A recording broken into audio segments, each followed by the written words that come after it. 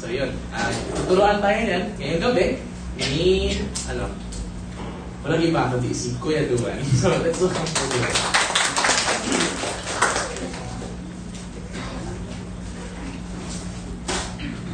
Wow. Hello guys. Sige, konting, panimulan lang. So, our topic will be about actually four, hindi lang si Abel and Seth, but also yung types, yung heal, yung prophecy sa heal, and also yung clothes na binigay sa kay Adam and Eve ni Lord. Sige, so actually, continuing our study sa Old Testament, konting review lang, naging amazing siya. Sometimes, parang nakikita ng ibang tao na yung Bible, parang collection lang siya ng random stories or mga rules, mga do's and don'ts. But actually, looking at even the Old Testament, na full of mga law na nakikita natin, actually we can see Jesus. And it's amazing na yung Bible was written by over 40 authors, and actually sa iba nga, para sa kanila, sa tingin nila, parang kahinaan yun ng Bible na madami yung authors. Actually, it's a miracle na over 40 authors yung ginamit ni Lord and written for more than 1,600 years. And amazing kasi hindi man sila nagkakilala personally, pare-pareha sila nagpo-point to Jesus. Even sa time na si Jesus hindi pa nare-reveal sa atin by flesh. And it really is a miracle of God. And nakita natin na there are, types, prophecies, and iba-ibang bagay kung paano natin makita si Jesus. And mainly, there are three types. Prophecy, types, and Christophanies. Yung prophecy naman, mga prediction patungkol sa pagdating ni Jesus dito sa mundo. Ano yung gagawin niya, ano yung mangyayari sa kanya, even yung death sa cross was predicted. Yung types, pictures of Him through people or things or activities na nagbibigay sa atin ng parang figure of Jesus. Parang, maihalin tulad mo dito si Jesus. Kaya nga, types. And also, Christophanies, or they are actual appearance of Jesus. Yes, Jesus is appearing in the Old Testament even before Jesus came by flesh. So, ayun, really looking forward tayo kasi 4 ang pag-aaralan natin ngayon. Sige? So, before we start, we need, of course, yung guide ng Holy Spirit niya. So, join me in prayer as we pray and start our study. Sige? Heavenly Father, we thank you sa gabing ito. Thank you for, really coming, gathering us together, giving us this book of yours so that we would know you. And sa gabing ito, Lord, may we just treasure our opportunity to just know you. Many people does not know you yet, Panginoon. Pero we have the privilege na makilala ka ngayon. Kaya Panginoon, naway i-treasure namin ito beyond many things sa buhay namin. Because this is eternal life for Insicham, Lord. So, we pray, Lord, na sa pag-aaral na ito, you will help us know you more, draw us closer to you, and mas makakreate kami ng mas intimate na relationship sa iyo. Kasi there is nothing better in this world than being close to the God who created the heavens and the earth, created the universe, and still talagang naroon ang care para sa amin. So thank you God for that. And naisan po namin ito sa iyo ang pag-aaral na ito. May you bless it, Panginoon, sa pangalan ni Jesus. Amen. Excuse me kung may konting audio pa ako. Pero konting review lang. Up to now, may nakita tayong mga types pa lang. Wala pa tayong nakitang Christophanies and and prophecies. Pero last week, sino nga yung nag-discuss last week? Si Ate May. Diniscuss niya yung unang-una, yung creation. Yung creation, a physical work of God, pinakita the spiritual creation that God would bring us through Christ. And not only that, yung light na pinagmula ng creation was also a picture of Jesus who was the light of the world. pumunta si Jesus dito to be our light to mankind. And nakita din natin, diniscuss ni Ate May, si Adam. And importante si Adam as the first man kasi through Adam, we were given physical life. Like all of us are connected to Adam. And because of that connection to Adam, alam natin meron tayong physical life. No. Pero this is also like a type of Jesus, a foreshadowing of Jesus. That one day also, we will have as an eternal life. No. By being related to Jesus. So, once we accepted Him and received Him into our hearts, ang relationship natin kay Jesus proves that we have eternal life. Kung hindi man nakasulat dyan, pero naalala ko lang 1 John 5, di ba? 11 to 12. And this is the testimony. God has given us eternal life, and this life is in His Son. Whoever has the Son has life. Whoever does not have the Son of God does not have life. Di ba? Nakita niyo yun? Yung connection kay Jesus gives us eternal life. In the same way, how our connection with Adam gives us physical life.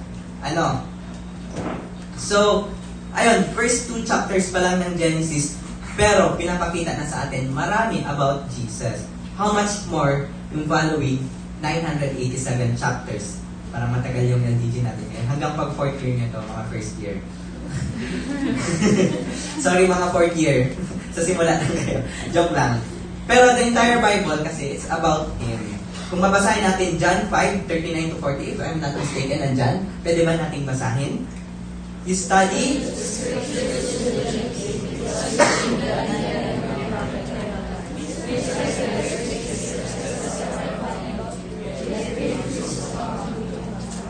Ayun. The scriptures, or basically the Bible, are written to what? Testify about Jesus, di ba? So, this shows how important He is para sa atin, that we have a relationship with Him. So last week, di ba, we saw Jesus in Adam. Adam the first physical man, Jesus the first spiritual man. And yung connection between Jesus, that Adam that gives us physical life, and Jesus that gives us eternal life. And nakita natin, we need both. Kagaya ng sinabi ko, kailangan natin maging born sa lineage ni Adam so that we would be human. Kung hindi tayo nasa lineage ni Adam, we're not humans at all. Diba, nakita natin yun sa pinakita natin May from DNA and mRNA. Mitochondrial. Diba? Hindi ako nag-notes. Anyways, okay lang. Pinakamababa ka ng biology. Pero, anyways, ngayon, titignan natin, hindi naman biology class, about yung 4 na different pictures showing us who Jesus is. And hopefully, we will be amazed. So dito makikita natin dito si Jesus. First appearance physically sa Bible or Christophany. In the first prophecy spoken by God against Satan, nandun si Jesus din, nakita natin sa prophecy. And yung first clothing ni Adam and Eve, nakita naman natin ulit doon si Jesus. And also yung unang mga anak ni Adam and Eve. And we will see Jesus in this. And it's amazing na lahat ng ito, kakasimula pa lang, di ba? Madami agad pictures of Jesus. No, God is so excited in telling us who Jesus is. So sana maging excited din tayo sa pagkilala sa Kanya. So in summary, sa simula, makikita natin as stated, 3, and lahat natin makikita sa gabi nito. So, ayun. Number 1, ang makikita natin was Jesus was walking in the garden. Kung babasahin natin, let's turn our Bible to Genesis chapter 3, verse 6 to 9. Wala ata dyan sa PowerPoint. Pero kung makikita natin, sabihin ko, ako na lang magbabasa, pero sundan yun ang inyong mga mata. When the woman saw that the fruit of the tree was good for food and pleasing to the eye and also desirable for gaining wisdom, she took some and ate it. She also gave her to her husband who was with her and ate it. Then the eyes of both of them were opened, and they realized that they were naked. So they sewed fig leaves together and made coverings from themselves. Then the man and his wife heard the sound of the Lord, and as he was walking in the garden in the cool of the day, and they hid from the Lord God among these trees of the garden. But the Lord God called to the man, "Where are you?" Sige, so, dun muna tayo. Makikita natin yung short story kung paano unang nagkasala si Adam and Eve. Diba? There was two trees. One na nagbibigay ng eternal life, and one na nagbibigay ng knowledge of sin or of death. And hindi yun ipinapayag ng Lord na kainin. But they ate the wrong tree, diba?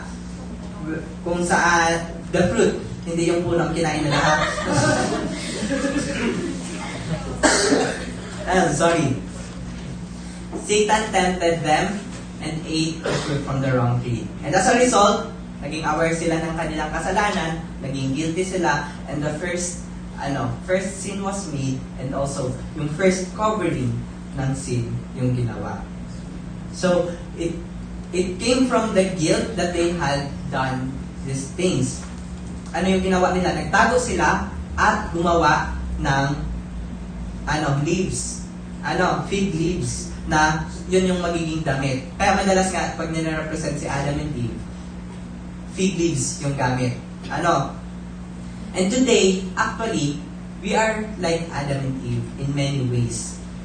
Maraming tao nag-iisip na we can cover ourselves. Like, pag nagkasala tayo, we can cover ourselves with something, like fig leaves, para matanggal yung shame.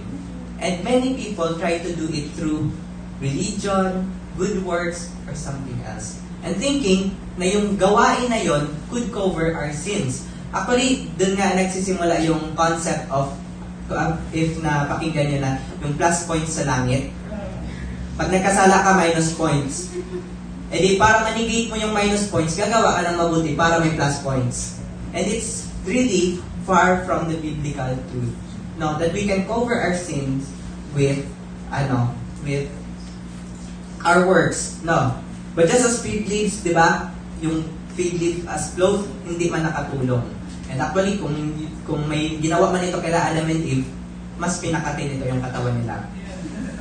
But just as fig leaves clothes did not help, neither our good works, or anything that we do just to cover up for our sins. No. They also, and us also, tinatago lang natin yung sarili natin from God. And that is exactly what sin does sa buhay natin. When we choose to sin, sin separates us from God. Who is also, diba, God is holy and righteous, and hindi siya compatible with sin. So when we choose sin, naturally, we would be separated from God. And yun yung problem, that led to many problems pa.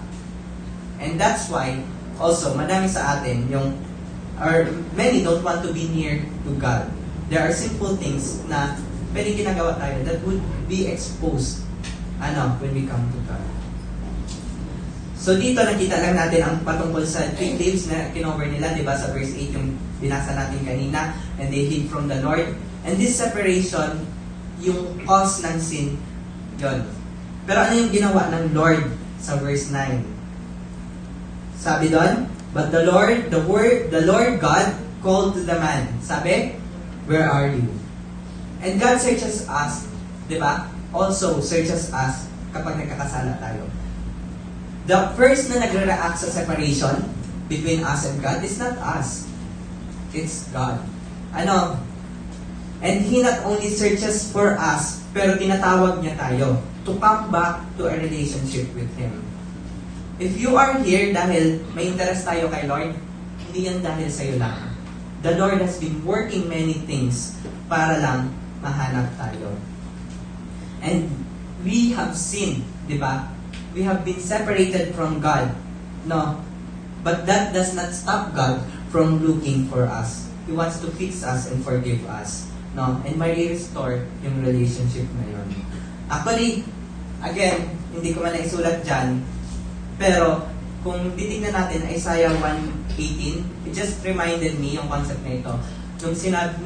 Yung time na paulit-ulit na nagkasala yung Israelites, His chosen nation. Yes, nagkasala sila ng napakaraming beses. Pero ito yung sinabi ni Lord. Sabi sa Isaiah 1:18, "Come now, let's settle the matter, says the Lord. Though your sins are like scarlet, they shall be white as snow. Though they are red as crimson, they shall be like wool." Napakaganda, no? That the God na binitray natin through our sins. Because sin is actually, hindi lang siya, like nakagawa ka ng harmful to anyone, but it's actually disobedience to God. It's rebellion towards God.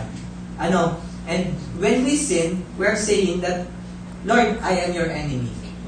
It's basically a statement that we are God's enemy. Pero ano yung ginagawa ni Lord? No, you're not. Come now, let's settle the matter. Diba? Napakaganda. And saan natin, excuse me lang. And saan natin makikita si Jesus sa passage na to? Diba? Nakita din natin si Jesus. That was Jesus who was walking at the garden with them. No. He was calling out to Adam and Eve as a physical person. We were created to walk with Jesus. We were created to have that close relationship with Jesus. Pero nakikita natin yung ginawa ng kasalanan. It separated us from Him. So doon natin nakita ang unang appearance ni Jesus. We were meant to walk with Him. Yun yung original design sa atin ni Lord. But nawala yung design na yun dahil sa ating kasalanan. So dito makikita natin that Jesus still wants to walk with us. And He so wants to walk with us na pumunta ulit siya dito. And makikita natin sa Luke 19 verse 10. Sabi doon, pwede po basahin natin? Ayun. Kung alam natin, di ba, kung nandito tayo last semester, what does the Son of Man mean? Meaning, He came from man. Namuhay siya as a physical person. Nagkatawang tao siya. Even He who is God took the body or of a lowly servant to be a man. Para He came to seek and save the lost. Sino yung lost? Sino yung nawala dahil sa kasalanan? It is us. Diba? So, napakaganda, diba? That actually makikita natin for how many times, na makikita natin sa New Testament, sa pamumuhay ni Jesus as man dito sa mundo. He was calling the lost. Nakita natin, sino yung mga disciples niya? May Pharisee ba doon? May religious leader ba doon? May nagtatry ba na parang on their own life, parang righteous sila sa paningin nila? No. They were simply fishermen, di ba? And there was even a tax collector who was considered worse than sinners.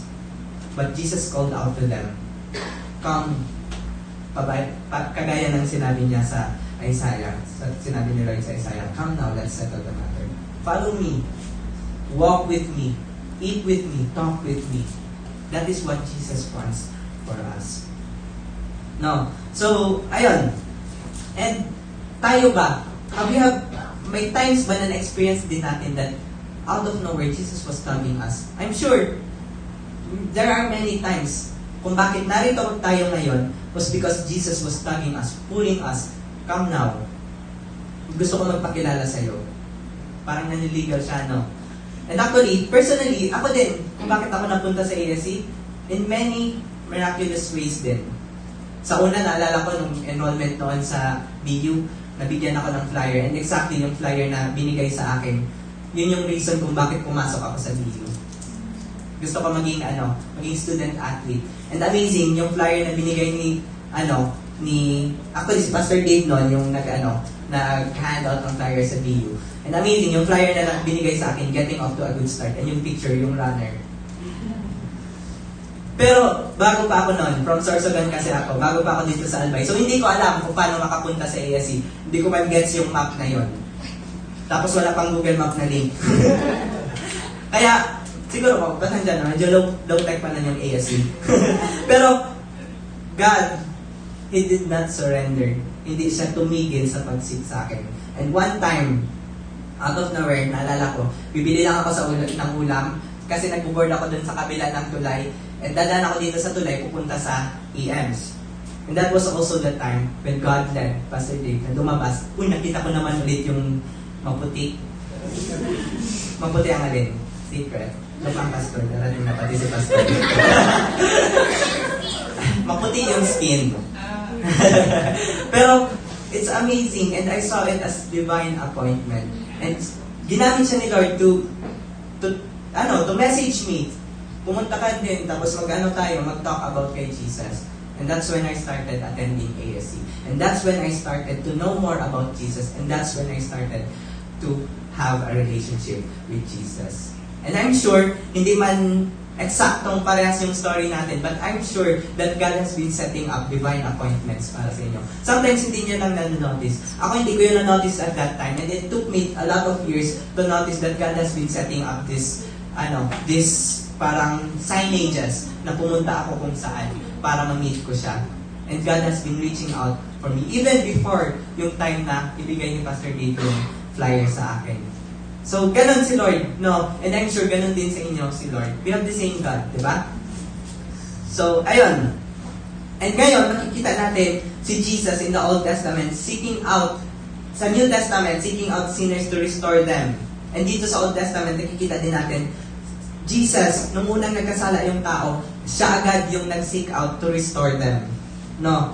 Even as He did when He did nung naging tao siya dito sa mundo.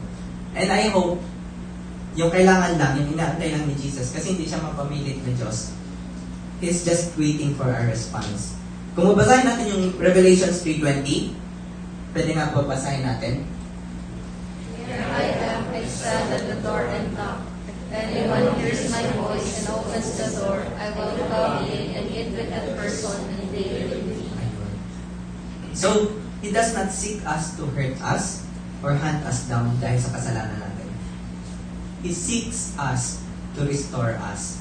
Na magkaroon tayo ng relationship sa Kanya. And actually, yung some translation, I really like this Revelation 3:20. Sa New King James Version, kasi, di ba, English, di ba, original language is Greek and it can be translated to English in many ways. But ito yung mga nagustuhan ko. Naalala ko yung sa New King James Version that really touched me. I will come in and dine with that person and they with me. When we say dine or eating with that person, it's like Jesus wanting to have a relationship with you. Kanino ba tayo nakikipag-dinner? Sa family natin, sa friends natin, someone close sa atin. Diba? And Jesus here wants that. He is knocking sa door ng puso natin. He is knocking, diba? And ano yung ginagawa niya? Inaantay niya. Kung marinig ninyo ang boses ko, that I am knocking at your heart, open this door, and I will come in and live with you. No matter kung ano man yung bruises mo, kung ano man yung kasalanan na nagawa mo, that doesn't matter. Actually, kung babasahin pa natin yung verse 19 nito, it talks about sin and how God wants to settle with us. No? So, ayun. So, they did responded and it led to a very long conversation. It also led to them being banished from Eden, yung fruitful life, and being casted out, just as sin separates us from God. But again, even though they did not respond, talaga sila, proper, hindi maayos yung response nila sa paghanap ni Lord. No. Again, nakita natin yung work ni Lord sa second type. Now, kanina nakita natin Christophany, God was working with them, walking with them. Pangalawa, makikita natin sa animal skin. So, they were banished from the Garden of Eden and banished from eternal life. Pero, excuse me. So, makikita actually natin kung sa babasahin natin yung chapter 3, verse 21 to 24, sinasabi lang doon kung ano yung nangyari. Kung babasahin natin shortly, sabi doon, the Lord God made garments of skin for Adam and his wife and clothed them. Diba, before this, it was fig leaves. And dinamitan sila ng animal skin ng Lord. And the Lord God said, the man has now become like one of us. Knowing good and evil, he must not allow to reach out his hands and take from the tree of life and eat from it forever. So the Lord God banished him from the Garden of Eden to work the ground from which he had been taken. After he drove the man out, he placed on the east side of the Garden of Eden cherubim and flaming sword, flashing back and forth to guard the way to the tree of life. So, ayun. And because we are all descendants of Adam, actually, we are all born into this situation. Simula nung nagkasala si Adam, napunta din tayo sa situation na yun. And we were born sinners. Sabi nga sa Psalm 51:5, sabi doon, pwede po ba natin basahin? Sabi doon, surely, sinful at birth, sinful from the time my mother conceived me. And sa Genesis 6 verse 8b, Every inclination of the human heart is evil from childhood. ayun. No one is born na automatically yung destination nila papunta sa langit. All of us at birth, even from the time of our mother's womb. And actually, we can see biblical accounts like Job and Esau na nag-aaway sila even in the womb pa lang ni Rebecca. And we were also sinners in our mother's womb. Ilang beses ba natin sinipa yung tiyan ng mama natin? Diba? Nakikituloy ka na lang nakikiagaw sa sustansya ng mother mo tapos sinisipa mo pa siya pag gutom ka. Pero, kidding aside, every inclination of the human heart is evil from childhood. Yung isang bata, pinapalaki mo, ano yung dapat mong ituro? Kabutihan. Kasi hindi mo kailangan ituro yung kasamaan. Kasi naturally, every child lumalaki, there's this parang pull in our heart na magkasala, gumawa ng kasalanan. No? So, we are all outside of the garden, outside of eternal life, and because we all have sinned, even from the time of our mother's womb. But there is hope. Kaya nga, nandun si Jesus. And nakita natin how the clothes were given to them. Dito makikita natin yung dalawang clothes. Una, man-made clothing, which are fig leaves, or our good works, our religion, or kung ano pa man na tinatry natin para mag-cleanse tayo. Pero ano yung animal skin na binigay ni Lord?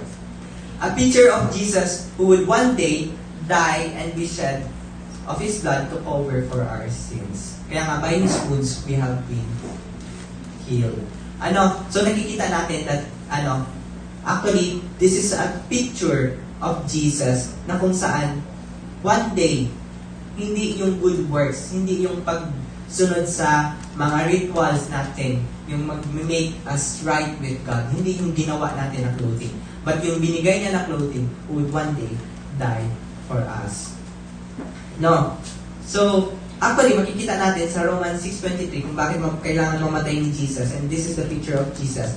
Because the wages of sin is death, but the gift of God is eternal life in Christ Jesus. And kung makikita natin, wage ng sin is death. And it was, kung makikita natin sa next slide, it was the death of an animal, kumbaga, para madamitan si Adam and Eve. Diba? Kailangan may mamatay na animal para madamitan sila ng animal skin. And God gave it to them. And this is a picture that Jesus had to die to pay for our sins para madamitan din tayo with His righteousness, with His blood. So, it wasn't Adam or Eve who killed the animal or did anything. It was given by God. And just as Jesus, diba, John 3:16, diba, for God so loved the world that He gave His one and only Son, so that whoever believes in Him shall not perish but have eternal life. And ito yung accepted ni Lord na, that they were not themselves killed for their sins, but the animal yung naging replacement. And again, Jesus did die to take our sins, and He covered us with Himself to keep us from the punishment of sin. Kasi again, the wages of sin is death. If Jesus had not died, or hindi siya namatay para sa atin, tayo sana yung magbabayad para sa kasalanan natin. And I know, we have sinned more than once, and hindi sapat yung kamatayan natin to die or to pay for our sins. So, ayun. And ano yung kailangan gawin ni Adam and Eve para madamitan ng skin clothing? Ano yung makikita natin? They simply receive the skins, and para ma-receive nila yun, kailangan nila tanggalin ang fig leaves. Diba? A symbol of man, parang a symbol of us. No? Para magamitan tayo ni Lord with His righteousness, we have to stop relying on our good works to save us. Good works are good, kaya nga good works sila, but it's not the way to be saved. It's not the way to make ourselves right with God. The only way is Jesus. Kaya nga sabi ni Jesus, I am the way, the truth, and the life, and no one comes to the Father except through me. Sabi niya sa John 14, verse 6. Kaya yun yung theme ng ASC. To introduce us, yun yung hashtag ng ASC, to know the truth, to live in freedom. And that's from John 14, verse 6. So what must we do to be saved? Tanggalin din natin. Stop relying on yourselves as making a way to be right with God or to enter heaven. Hindi po sa plus points tayo makakapunta sa langit, but by being clothed with Jesus. But by being cleansed with Jesus. Kaya makikita natin sa Ephesians 1:7, kung titignan natin, in Him, pwede po ba natin basahin? In Him we have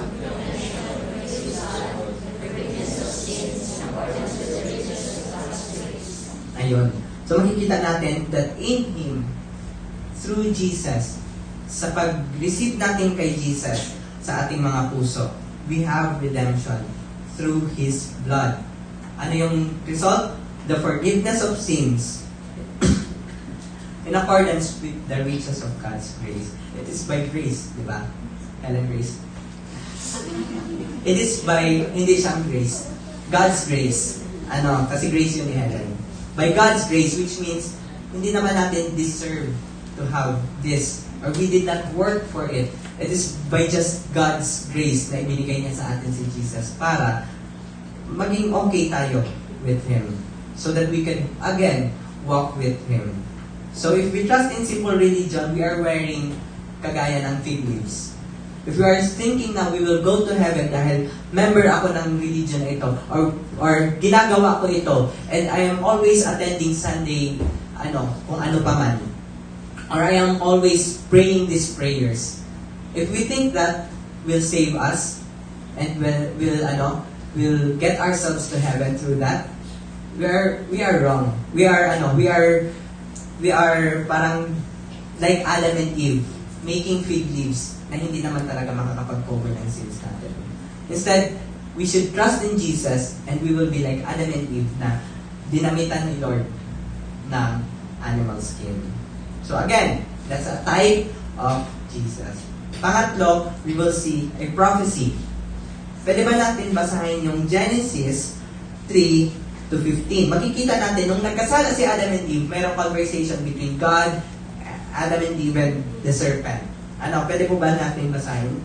So the Lord God said to the serpent, because you have done this, cursed are you above all livestock and all wild animals. You will crawl on your belly and you will eat dust all the days of your life.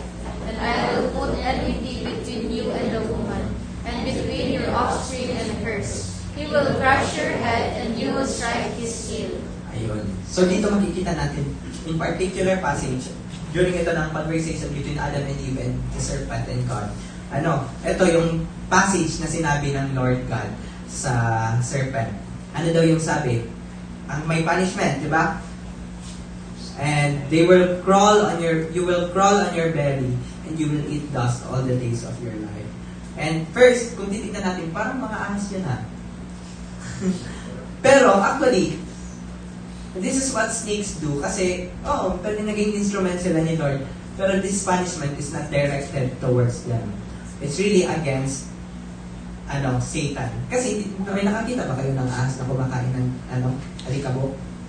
Hindi man, di ba? It is actually directed towards the devil or Satan, na he will come into a lowly position. Di ba? Kung kilala natin si Satan before siya maging si Satan, Lucifer, bearer of light. And he was like one of the highest ranking angels. Diba? Pero God, after causing this, diba, nilagay siya sa lowly position and humbling position, very degrading position. and he will no longer have honor in the kingdom of God. And more so as the day approaches. And second, most important, though, di ba, makikita natin sa verse 15, di ba, may sinabi sa woman, and I will put enmity between you and the woman, and between your offspring and her. He will crush your head, and you will strike his heel. Actually, this is the prophecy of Jesus coming. No, na siya yung seed ng woman, siya yung offspring ng woman, and like, kagaya nga ng nakita natin, Jesus came as man, kaya naging offspring siya ni Eve, and Satan would bite him, or the serpent would, asa na yun, will strike his heel. And it's a picture of Jesus being, nailed to the cross. No. Pero, hindi yun pumatay kay Jesus. Diba? He crushed Satan's power by rising from the dead and defeating yung kakayahan ng death or ng kasalanan para dalhin tayo sa eternal death. And actually, kung titignan natin, yung Hebrews 2:14 to 15, kung pwede natin basahin. Since He too shared in the humanity so that by his death he might break the power of him who holds the power of death, that is the devil, and free those all their lives were held in slavery by their fear of death. Amazing yung prophecy. Hindi pa nito na time, yung time na ito, hindi pa sila like napapalayas from the Garden of Eden. Pero may solution agad si Lord na binibigay. And it is through Jesus. And nakita natin how Jesus really embodied that prophecy. Diba? Siya, naging offspring. Naging, he too shared in humanity with us. And his death, yung purpose nun, yung pagkakagat ni Satan, is to crush his power. No. Ano yung power ng devil? It is death. The power of death. Diba? And makikita natin sa 1 John 3:8, the reason? Ayun. Ano yung reason why the Son of God, Jesus, came to earth? Was to destroy the devil's work. We cannot overcome the devil, with our own. But Jesus, in us, can. No, Satan led Adam and Eve to sin, and he can lead us also to sin. But Jesus can set us free. Hindi ba nakasulat yung verse na ito, but this is a famous verse from John 8:34. No, everyone who sinned is a slave to sin. But if the Son sets you free in verse 36, you are free indeed. So, makikita natin that Jesus is the one who can set us free and not ourselves. We are slaves to sin. No. So, by having Jesus in our hearts, we have been set free from the power of sin, which brings death. So, yes, we are as any mankind, and we are all like, lahat tayo. Sabi sa Romans 3:23, we all have sinned and fallen short of the glory. Lahat tayo nagkasala, and we also have fallen short. And yung sin na yon, nagkakause sa atin to be destined to hell. Eternal death. Pero Jesus, paid for that. So that makalaya tayo sa bounds ng sin natin na magdadala sa atin sa hell. And now we have been set free and pwede na tayong mapupunta sa langit. Ayun. And, nakita natin yung literal appearance ni Christ as walking in the garden. And nakita natin yung garments ni Adam and Eve, how, it points to Jesus. And nakita natin yung prophecy about Jesus kung saan nilagyan niya ng tuldok yung power ng sin sa atin. And now, may makikita pa tayong another type of Jesus. And dito sa pamamagitan ng anak ni Adam and Eve. So, dito, the sons of Adam and Eve, sin came right away, di ba? So, kung babasahin natin, pwede ba natin basahin, if we have our Bibles, hindi kasya lahat, verses 1 to 12, patungkol lang ito sa family ni Adam and Eve after being cast out from chapter 4, Genesis chapter 4, verse 1 to 12. So, siya yung after na napalabas sila sa Garden of Eden. Ano? So, sa verse 1, pwede natin magsimula. Adam made his wife, Eve, and she became pregnant and gave birth to Cain. She said, "With the help of the Lord, I have brought forth a man." Later, she gave birth to his brother Abel. Now Abel kept flocks, and Cain worked the soil. In the course of time, Cain brought some of the fruits of the soil as offering to the Lord. And Abel also brought an offering, fat portions from some of the firstborn of his flock. The Lord looked with favor on Abel and his offering, but on Cain and his offering he did not look with favor. So Cain was very angry, and his face was downcast. The Lord said to him, "Why are you angry? Why is your face downcast? If you do what is right, you will not be accepted. But if you do not do what is right, sin is crouching at your door. It desires to have you, but you must rule over it." Now Cain said to his brother Abel, "Let's go out to the field." While they were in the field, Cain attacked his brother Abel and killed him. And the Lord said to Cain, "Where is your brother Abel?" "I don't know," he replied. "Am I my brother's keeper?" The Lord said, "What have you done? Listen, your brother's blood cries out to me from the ground. Now you are under a curse and driven from the ground, which opened its mouth to receive your brother's blood from your hand. When you work the ground, it will no longer yield its crops for you. You will be a restless wanderer on the earth." So, ayun, nakita natin yung story ni Abel and ni Cain. Patungkol sa pagkain, ano. Pero makikita natin dito yung yung story ng first family na kung saan pareha sila nag-offer, si Abel and si Cain. Si Cain yung sa harvest niya sa mga vegetables or fruits, 'di ba? And si Abel yung firstborn ng kanyang flock. And nakita natin how kumbaga God looked favor sa offering ni Abel and hindi sa offering ni Cain. And nakita natin kung paano nainggit si Cain and yung result nun, pinatay ni Cain si Abel. And yung cause nun, di ba? Na-ban si Cain. No? So, saan ba natin makikita dito yung si Christ? No. Though not as perfect na type that we can see, we can actually see him in Abel. While yung Cain, makikita natin yung picture ng sinful man. No, na opposed to God. One who wants to reach God on his own terms. Diba? In what way? Ano yung in-offer ni Cain? Some of the fruits of the soil. His offering parang kagaya ng halaman na tinay nila pang takip. Nila Adam and Eve, pang takip sa sarili nila.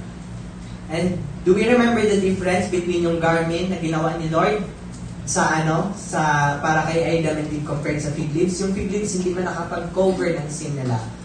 Kaya yung garment na binigay ni Lord na kailangan pumatay ng animal, yun yung nakapag-cover sa kanila.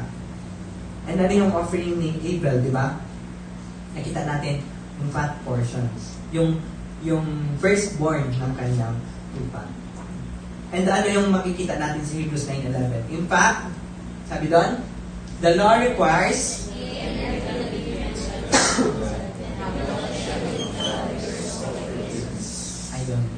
the law requires what? Para may forgiveness of sin. Shedding of blood. And without yung shedding of blood, there is no forgiveness of sin. And sa offering ni Abel and ni Cain, alin yung may shedding of blood?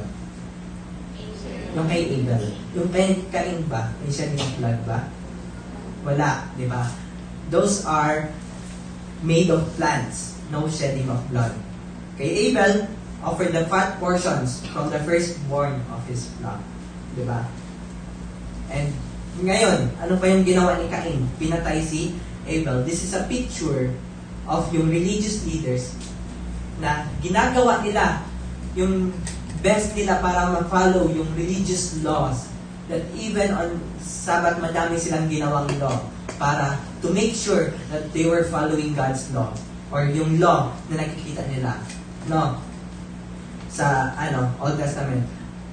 And when Jesus came, which had, kung alam natin, di ba, Jesus gave God a pleasing offering. He gave Himself to God.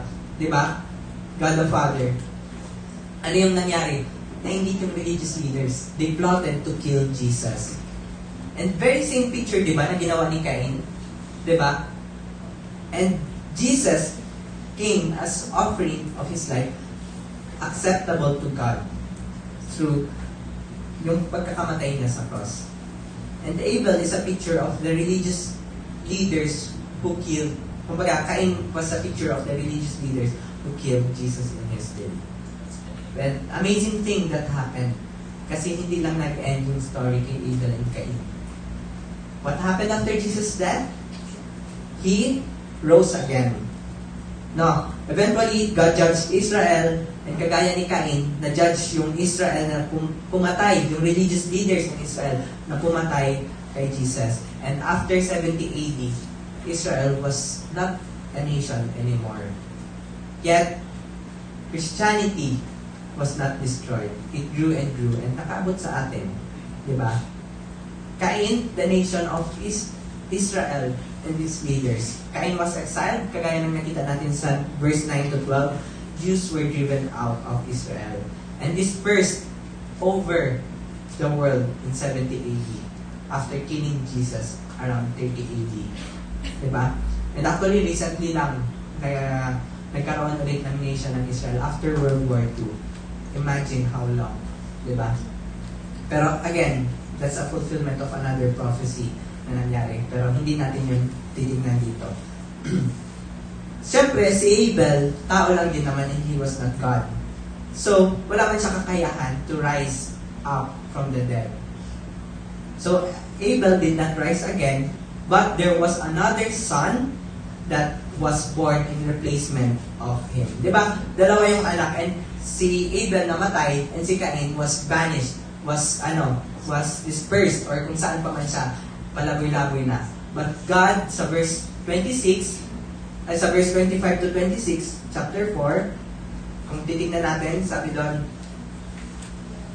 Adam made love to his wife again, and she gave birth to the son, and named him Seth, saying, God has granted me another child in place of Abel, since Cain killed him. And Seth also had a son and named Enosh. At that time, people began to call on the name of the Lord. So nakita natin, hindi man nabuhay muli si Abel, but may kapalit. Sabi, sino yung replacement? Si Seth. No.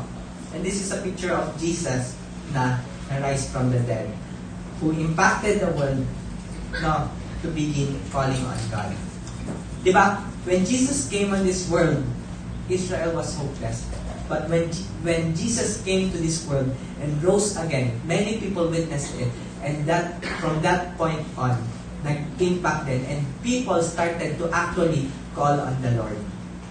And makikita natin yan even sa book of Acts, moving forward. And ganun din baga, yung nakita natin kay Seth, nung si Seth gave birth to Enosh, at that time, people began to call on the name of the Lord. So, nakita natin si Abel, picture of Jesus, and Seth again, picture of Jesus. Si Abel, picture of Jesus dying on the cross, and Seth is a picture of Jesus rising from the dead. So, when Jesus rose from the dead, He drew people to Himself, and nakita natin kay Seth ulit yun. So, again, nakita natin yung apat, na pictures, types, and prophecy of Jesus. Or Christophany mismo. Una yung appearance ni Jesus walking with them, Adam and Eve, sa Garden of Eden. Nakita natin siya sa animal skin, kung paano siya namatay sa cross para i-cover yung kasalanan natin. And nakita natin kung paano crush, like sa prophecy, yung power ni Satan or yung head ng serpent. Diba? And the one who offered the perfect sacrifice like Abel did, and nakita din natin, he's the one who rose from the dead. Just like Seth was a replacement of Abel. So, ayun. Ano ba yung makikita natin dito? Again and again, Jesus is the one who is drawing us closer again and again, makikita natin, Jesus has been the solution to fix our problem of sin. Again and again, nakita natin na they were parang through Cain, through Abel, yung fig leaves. Again and again, people are trying to fix ourselves from sin. Pero again and again, we are failing to fix ourselves. Pero ano yung ino-offer na solution ng Bible? It is Jesus. Nakita natin through His death on the cross, nakita natin sa prophecy na siya yung magka-crush ng head ng serpent, nakita natin sa animal skin, nakita natin sa offering, nakita natin sa life ni Seth. And ano ba yung response na dapat natin gawin? Kagaya ng dapat na response ni Adam and Eve. Kagaya ng response ni Adam and Eve. Get rid of those fig leaves na pinanghahawakan pa natin to cover our sins. Get rid of those good works na inaasahan natin na magdadala sa atin sa langit. Get rid of those religious works na iniisip natin na sila yung magbibigay sa atin ng ticket to heaven. Get rid of those things na iniakala natin na magdadala sa atin sa langit. Again, those are not bad things. Actually, those are good things. But do not rely on them na sila yung magdadala sa atin sa langit. Rely on Jesus. The solution that God gave us. And over again, nakikita natin yun sa Scripture, sa Bible. So, ayun. And again, hindi masama yung good works and religious works. Yung masama is kapag nagtitiwala tayo sa kanila para iligtas ang ating sarili. Trust in Jesus. Have a relationship with Jesus. Ask Jesus to come into your life. Diba? So, again, kaya nga, yung sentro ng Bible is always si Jesus. Pinapoint tayo ng Bible to Jesus. Bakit? Yun yung first step to walk with God. So, if you do not have Jesus yet in your life, if you do not have Jesus in your heart yet, I invite you to start a relationship with Him. Let go of the things na mga iniisip natin na magdadala sa atin ng spiritual or eternity, or eternal life. Start trusting in Jesus from now on. Ask Jesus to come into your heart. Repent sa mga times na inisip natin na kaya natin pumunta sa langit by our own works. And repent of our sins. And start trusting in Jesus na siya, yung ginawa niya is enough to forgive us. Just like what the Bible has been telling us over and over again. So, ayun. Doon natin nakita yung apat na stories about Jesus. So, ayun. And that is how we will tackle our semester. There are more stories ahead of us. Amazing stories ahead of us. Ito, simula pa lang to. Patikim pa lang ito. And there are a lot of amazing stories about Jesus in the Old Testament. And again, makikita natin clear na clear yung picture ni Jesus even in the Old Testament. Kaya nga nang sinabi niya, all of this points to me. Testifies about me. So, sige. Let's close this in prayer. And I will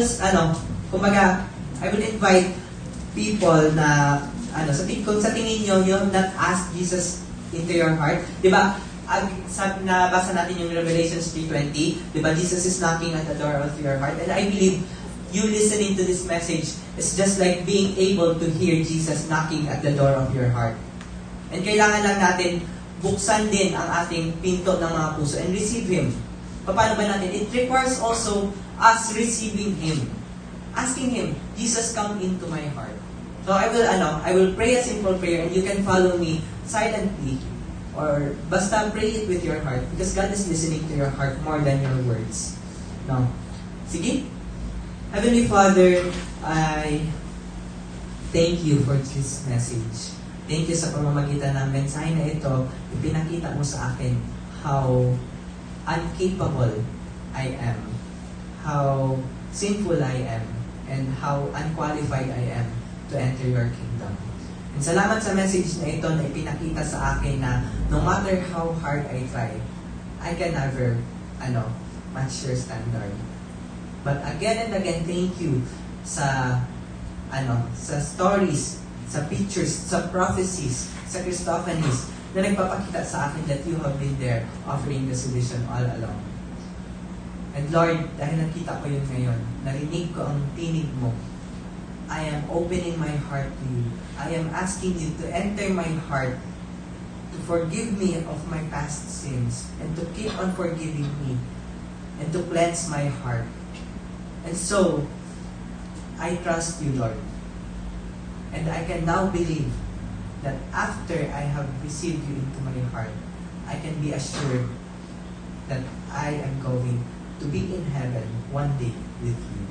And actually, the moment I receive you in my heart, I have started my relationship with you. And even in this world, in this dark and wicked world, I can experience walking with you. Thank you, Jesus. Thank you, God, for this wonderful opportunity.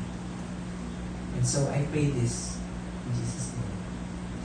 Sige? So let's close this in worship.